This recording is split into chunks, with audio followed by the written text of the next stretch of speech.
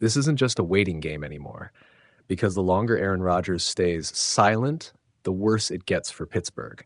At some point, this stops being patience and starts looking like a mistake.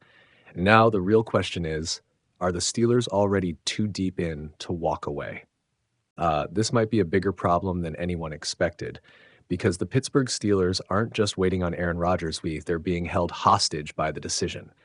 And now, people around the league are starting to lose patience fast, because this isn't the first time. This is becoming a pattern.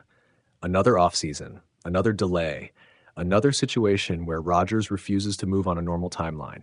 And that's where the tension really starts to build. Because right now, the Steelers don't have clarity at the most important position in football. They're stuck in limbo. They can't fully commit to another quarterback. They can't fully build the offense. They can't even define their direction, all because one decision hasn't been made. And this is where it gets interesting, because not everyone is staying quiet anymore. Nick Wright went off, called it indefensible, said he's offended on behalf of the Steelers, accused Rodgers of dragging this out just to be different, just to be special. And that criticism, it's not isolated. More voices are starting to say the same thing. Even former Steelers legend Rod Woodson stepped in with a clear message: move on, don't wait. Because waiting, that's where teams get burned. But here's the problem. Deep down, everyone knows the truth. If Rodgers says yes, everything changes instantly. The Steelers become relevant, dangerous, a real contender in the AFC. So they wait, even if it's uncomfortable, even if it's risky, even if it's starting to look a little desperate. And that's the contradiction at the center of this. Publicly, people are frustrated. Privately, they're still hoping.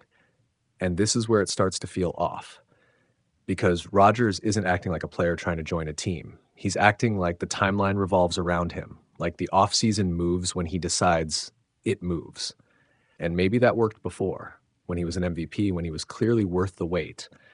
But now, at this stage of his career, coming off injuries, coming off uncertainty, that approach hits differently, because now the question isn't just when will he sign, it's why hasn't he already?